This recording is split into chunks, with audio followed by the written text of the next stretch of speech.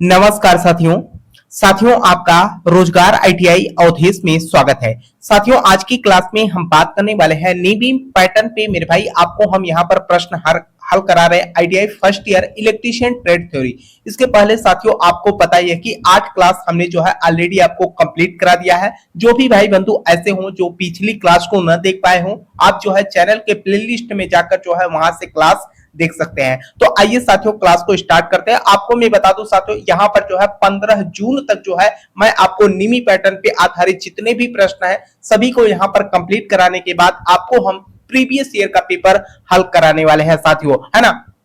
इसके पहले भी आप लोगों से मैंने बोला था कि प्रीवियस ईयर का अगर आप पेपर देखना चाहते हो साथियों, तो मैंने 2025 में जो है कुछ पेपर हल कराया था। करीब अगर आप बात करें साथियों, तो 15 से 20 सेट जो है हमने हल कराया। आप जो है प्लेलिस्ट में जाकर वहां से देख भी सकते हो। तो आइए साथियों, क्लास को स्टार्ट करते हैं। और क्लास को स्टार्ट करने से पहले आप लोगों से एक छोटा सा निवेदन रहेगा कि जो भी साथी मेरे भाई चैनल पे पहली बार हो, चैनल को सब्सक्राइब कर लीजिएगा। साथ में अपने मित्र यार दोस्त के पास क्लास को शेयर कर देना, ताकि उन्हें भी जो है क्लास की इंफॉर्मेशन मिल सके।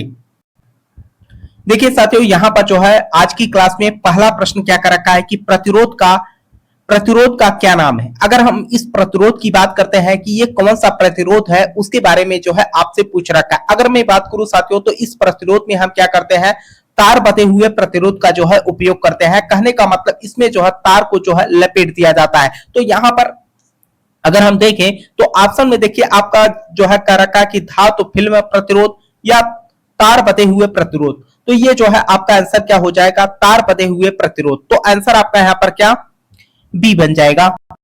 देखिए यहाँ पर जो है भाई आपका यहाँ पर क्या कर रखा है कि रंगकूट विधि के द्वारा प्रतिरोध का मान बताइए। ये प्रश्न मेरे भाई आपके सीबीटी परीक्षा में एक प्रश्न तो मेरे भाई मैं देख रहा हूँ कि हर वर्ष जो है ये प्रश्न आपको देखने को मिलता है ना। अब यहाँ पर बात करें साथियों, आप यहाँ पर देख सकते हो रेड की बात की गई है और ऑरेंज की बात की गई है और ब्लू, और यहाँ पर जो है अगर मैं बात करूँ नारंगी, है ना, और रजत। ठीक है, तो इसमें अगर मैं बात करूं, आपको मैंने पहले भी बताया था कि यहां पर हम क्या करते हैं, BBROY, है ना। अगर मैं यहां पर Y की बात करता हूं या रजत की बात करता हूं, तो प्लस माइनस आपका यहां पर क्या होता है 10%। अब यहां पर देखिएगा प्लस माइनस 10% अगर आप देखेंगे। उसके बाद अगर मैं रेड का जो है वैल्यू की बात करता हूं, तो रेड जो है आपका क्या होता है 2 होता है। तो यहां पर अगर आप देखेंगे साथियों, स्टार्टिंग में 2 हो और उसके बाद प्लस माइनस 10% जिसमें होगा वही आपका आंसर हो जाएगा। तो यहाँ पर अगर आप देखेंगे साथियों, इसमें जो है आपका 5 है, इसमें जो है आपका प्लस माइनस, है ना। बी वाले में देखिएगा 26 इंटू 10⁻³ आंसर आपका यहाँ पर क्या बी बन जाएगा। ठीक है, अगले प्रश्न पे हम बात करते हैं साथियों। देखिए आपका अगला प्रश्न यहाँ पर क्या कर रखा है कि ओम मीटर को अरेखिक क्रम में क्यों समंजित किया जा सकता है। ओम मीटर को अरेखिक क्रम में क्यों समंजित किया जा सकता है, ये जो है आपसे पूछ रखा है। अगर आप यहाँ पर देखेंगे मेरे भाई, तो जैसे देखिए यहाँ पर 0 से है, उसके बाद 10, 20, 30, 40, उसके बाद देखिए यहाँ पर जो है गैप हो गया, 40 के बाद 60 हो गया, उसके बाद 100 हो गया, है ना। इस तरीके से बढ़ा है। तो यहाँ पर जो है करा अरेखिक क्रम में क्यों समायोजित नहीं किया जा सकता, ये जो है आपसे पूछ रहा है। अगर हम समायोजित क्यों नहीं किया जा सकता, आगे अगर हम ऑप्शन में देखते हैं, तो ऑप्शन देखिए पहला का रखा है कि वोल्टेज प्रतिरोध के समानुपाती होता है। इसमें जो है क्या होता है, धारा प्रतिरोध के जो है क्या होता है व्युत्क्रम अनुपाती होता है। तो आंसर की अगर आप बात करोगे तो आंसर आपका यहाँ पर बी बन जाएगा। देखिए आपका अगला प्रश्न यहाँ पर, देखिए यहाँ पर जो है अगला प्रश्न आपसे कर रखा है कि व्हीन स्टोन ब्रिज की संतुलन की अवस्था में अज्ञात प्रतिरोध RDC का मान ज्ञात कीजिए, है ना। जबकि PAB, कहने का मतलब मेरे भाई व्हीट स्टोन ब्रिज की सहायता से जो है हमें इसका जो है मान हल करना है। तो यहाँ पर आपको मैं बता दूं साथियों, आपको भी पता है इसे हम P बोलते हैं और QRS, है ना। अब यहाँ पर सीधे तौर पे अगर हम P के मान की बात करते हैं साथियों, तो आपको यहाँ पर जो है 500 दे रखा है ना।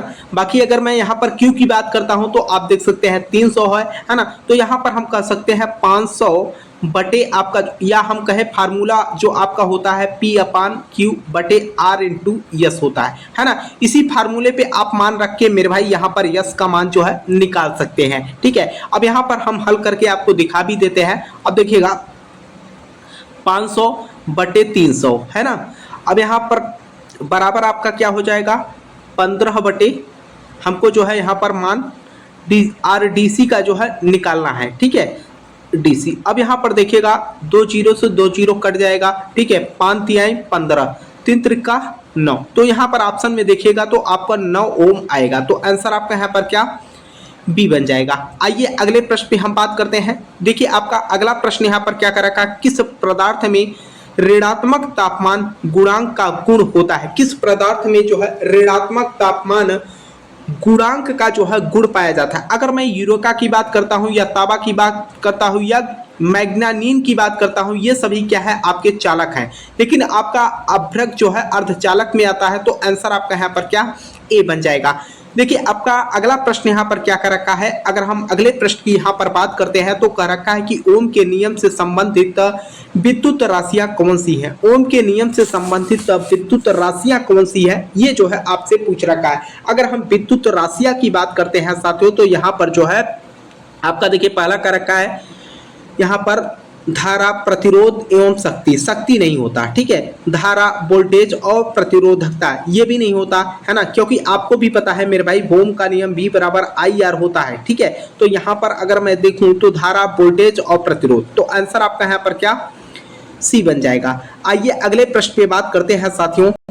देखिए आपका अगला प्रश्न यहाँ पर क्या कर रखा है, अगर हम अगले प्रश्न की यहाँ पर बात करते हैं तो कह रखा है कि समांतर परिपथ में R2 का मान ज्ञात कीजिए। अब यहाँ पर जो R2 का मान है मेरे भाई, इसी को हल करके बताना है कि ये कितना प्रतिरोध है। अगर हम यहाँ पर वोल्टेज की बात करते हैं मेरे भाई, तो टोटल आपका 24 है और आप यहाँ पर देख सकते हैं 15 एम्पियर की धारा जो है यहाँ पर एंट्री कर रहा है। अगर हम यहाँ पर एक प्रतिरोध का मान पता है, तो यहाँ पर अगर हम धारा की मान की बात करें मेरे भाई V बराबर IR फार्मूले से, है ना, तो यहाँ पर जो है अगर मैं यहाँ पर साथियों देखिए I अगर हमें निकालना हो तो हम वोल्टेज में क्या करेंगे, प्रतिरोध का भाग कर देंगे, तो 3 और 24 है ना, कहने का मतलब 8 एम्पियर की धारा यहाँ पर आएगा। उसके बाद अगर हम ऊपर देखते हैं R1 है और इसमें जो है 8 ओम है, तो 8 त्रिक 24, ठीक है। तो यहाँ पर जो है आपका 3 एम्पियर की धारा जो है एंट्री करेगा। 8 3 कितना हो गया, 8 3 अगर मैं बात करूँ तो यहाँ पर क्या हो जा रहा है 11 एम्पियर, तो यहाँ पर बचेगा कितना 4 एम्पियर। तो हम यहाँ पर R2 इंटू कर सकते हैं क्या, R2 इंटू धारा कितना है 4 और वोल्टेज कितना है आपका, यहाँ पर वोल्टेज की अगर आप बात करोगे तो टोटल कितना है 24, ठीक है। हम यहाँ पर 8 4 छंग 24 कर सकते हैं। R2 बराबर आपका क्या आ जाएगा 6 ओम आ जाएगा। तो ऑप्शन में हम देखते हैं 6 ओम है, तो यहाँ पर आंसर आपका क्या सी बन जाएगा। आइए अगले प्रश्न पे हम बात करते हैं साथियों। देखिए आपका अगला प्रश्न यहाँ पर क्या कर रखा है, अगले प्रश्न की अगर बात करें साथियों तो कर रखा है कि एक शाखा खुली होने पर समांतर परिपथ में क्या प्रभाव होगा। एक शाखा खुली होने पर समांतर परिपथ में क्या प्रभाव होगा, ये जो है आपसे पूछ रखा है कि खुली परिपथ में क्या प्रभाव पड़ेगा। कहने का मतलब है मेरे भाई कि जैसे कोई भी यहाँ पर सर्किट है, अब यहाँ पर आपसे कर रखे कि ये जो सर्किट है आपका ओपन है, ठीक है, इधर हम 2 प्रतिरोध लगा दिए लेकिन यहाँ पर ब्रेक है, कहने का मतलब ओपन है ना। तो ऐसे प्रभाव में जो है क्या होगा, कर रखा है कि एक शाखा खुली होने पर समांतर परिपथ में क्या प्रभाव पड़ेगा, है ना, ये जो है आपसे पूछ रखा है। तो यहाँ पर अगर मैं बात करूँ साथियों तो आपको भी पता है कि यहाँ पर अगर देखा जाए तो देखिए जैसे पहला आपसे कर रखा है कि धारा समान बनी रहेगी, पूरा परिपथ कार्य नहीं करेगा, आगे करा उस शाखा में धारा नहीं बहेगी, है ना। आगे अगर मैं बात करूं तो यहाँ पर जो है सीधे तौर पे अगर आंसर की बात करें साथियों तो उस शाखा जहां पर जो है ये प्रतिरोध ओपन है तो वहां पर धारा कहां से बहेगी, तो आंसर आपका यहाँ पर क्या सी बन जाएगा। आइए अगले प्रश्न पे हम बात करते हैं और ये प्रश्न जो है आपके सीबीटी परीक्षा के लिए मेरे भाई बहुत ही इंपॉर्टेंट है। अगर मैं देखूं तो ये जो है आपके परीक्षा में 2023, 2024, 2025 3 साल से लगातार जो है ये प्रश्न आपके पूछे गए हैं। अभी मैं जब आपको प्रीवियस ईयर का मेरे भाई आपको हम पेपर हल कराएंगे तो आप देखिएगा सीधे तौर पे यही प्रश्न जो है आपके सीबीटी परीक्षा में पूछे गए। अब यहाँ पर कर रखा है कि प्रतिरोधकता की क्या इकाई है। अगर हम प्रतिरोधकता की इकाई की बात करते हैं साथियों तो सबसे पहले तो आपको फार्मूला तो पता ही है ना। अगर मैं बात करता हूं R बराबर रो एल बटे ए होता है। अगर हम यहाँ पर प्रतिरोधकता की बात करते हैं, रो की बात करते हैं, इसका ही जो है यहाँ पर कहने का मतलब अगर मैं बात करूं तो इकाई या मात्रक पूछ रखा है। तो यहाँ पर जो है अगर मैं बात करूं तो रो बराबर आपका क्या हो जाएगा R A बटे L। अगर आर का मान की बात करोगे तो ओम हो जाएगा, ए की बात करेंगे तो मीटर स्क्वायर हो जाएगा, एल की बात करेंगे तो मीटर होगा, मीटर से मीटर कट जाएगा, आर यानी कि ओम मीटर हो जाएगा। तो आंसर की अगर आप यहां पर बात करोगे तो आंसर तो आपका क्या हो जाएगा, सी बन जाएगा। आइए अगले प्रश्न पे बात करते हैं। देखिए यहां पर जो है आपका अगला प्रश्न क्या कर रखा है कि सर्किट ब्रेकरों में आर्क समन सुरक्षा के लिए किस प्रकार के प्रतिरोध का उपयोग किया जाता है। सर्किट ब्रेकरों में आर्क समन सुरक्षा के लिए किस प्रकार के जो है प्रतिरोध का जो है उपयोग किया जाता है, ये जो है आपसे पूछ रखा है। अगर हम यहाँ पर बात करते हैं वायरिस्टर का, तो यहाँ पर जो है अगर हम बात करें जैसे ब्रेकरों आर्क समन सुरक्षा के लिए हम क्या करते हैं, वायरिस्टर का जी उपयोग करते हैं। तो आंसर आपका यहाँ पर क्या, ए बन जाएगा। आइए अगले प्रश्न पे बात करते हैं, और इस प्रश्न को मेरे भाई आप लोग खुद करके बताएंगे, क्योंकि ये प्रश्न हमने ऑलरेडी जो है इसी तरीके का जो है प्रश्न आपको हम कंप्लीट करके बताए है ना। फिर भी अगर आपको नहीं आता है मेरे भाई तो आप नीचे कमेंट बॉक्स में कमेंट कर देना, मैं नेक्स्ट क्लास में जो है आपको बता दूंगा, ठीक। आइए अगले प्रश्न में हम बात करते हैं, और ये भी प्रश्न आपको मैं होमवर्क दे रहा हूं है ना, क्योंकि देखिए जो प्रश्न उसी टाइप में है, अभी मैंने आपको एक प्रश्न ऑलरेडी करा रखा है। यहाँ पर देखिए क्या कर रखा है, व्हीट स्टोन ब्रिज की संतुलन की अवस्था में अज्ञात प्रतिरोध आरडीसी का मान ज्ञात कीजिए। अब यहाँ पर देखिए अगर मैं बात करूँ, आपको यहाँ पर तरीका मैं बता दे रहा हूँ मेरा भाई। पी ए का मान आपको जो है 400 ओम दे रखा है, क्यू बी सी का मान 200 दे रखा है, एस ए डी का मान 12 ओम रखा है ना। अब यहाँ पर आर डी सी का मान आपसे पूछ रखा है, सेम प्रश्न है, बस यहाँ पर डाटा जो है बदल दिया गया है। तो आप जो है इसका उत्तर जो है कमेंट बॉक्स में कमेंट करके जरूर बताना, ठीक है। आइए अगले प्रश्न पे बात करते।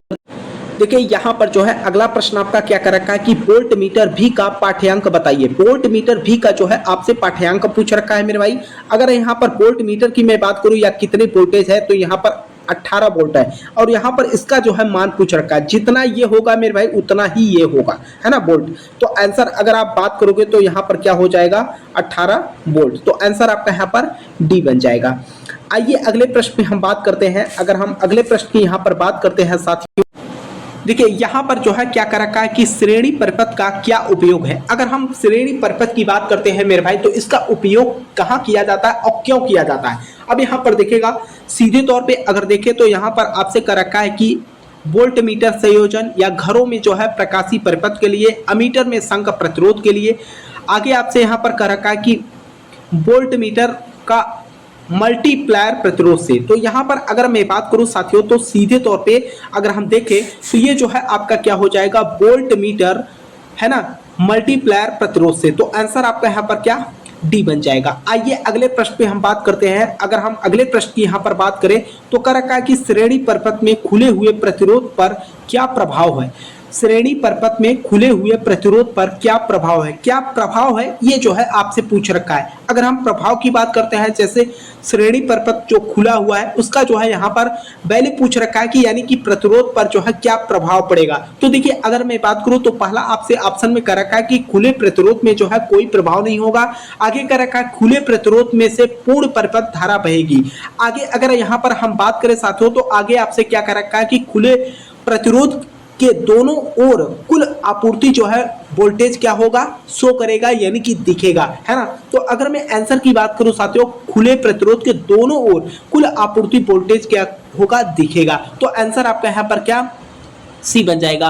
और आज की क्लास में साथियों हम यहीं तक बात करते हैं, है ना। टोटल हमने जो है इस क्लास में जो है 15 प्रश्नों पे बात किया, है ना। क्योंकि आपको मैं बता दूं साथियों, अब जो है मैं काफी स्टूडेंट मेरे भाई हमारे पास लगातार कमेंट मैसेज कर रहा है कि सर थोड़ा सा लंबा क्लास लाइए, है ना। तो आपको मैंने अभी बोला मेरे भाई कि 15 जून के अंदर अंदर जो है आपको नीमी पैटर्न पे आधारित जितने भी प्रश्न हैं सभी को मैं आपको यहाँ पर हल करा दूंगा, क्योंकि 15 जून के बाद आपको हम प्रीवियस ईयर का पेपर हल कराएंगे। क्योंकि यहाँ पर आपको मैं नीमी पैटर्न पे आधारित सारे प्रश्न इसलिए करा रहा हूं मेरे भाई, ताकि आप जब नीमी पैटर्न पे आधारित सभी प्रश्नों को कर ले जाएंगे मेरे भाई, उसके बाद आप देखेंगे तो यही प्रश्न जो है आप लोगों के सीबीटी परीक्षा में जो पूछा गया प्रश्न है प्रीवियस ईयर में, जब आप यहाँ पर मैच कराएंगे तो आपको समझ में आ जाएगा कि एनसीबीटी बोर्ड मेरे भाई नीमी पैटर्न से ही प्रश्नों को पूछती है। अगर मैं बात करूँ तो सिलेबस के अकॉर्डिंग जो है आप लोगों का ये जो है पीडीएफ नीमी पैटर्न ने तैयार किया है ना। तो मुझे उम्मीद है साथियों कि आप लोगों को जो है क्लास समझ में आई होगी। किसी भी प्रकार की कोई समस्या हो तो आप नीचे कमेंट बॉक्स में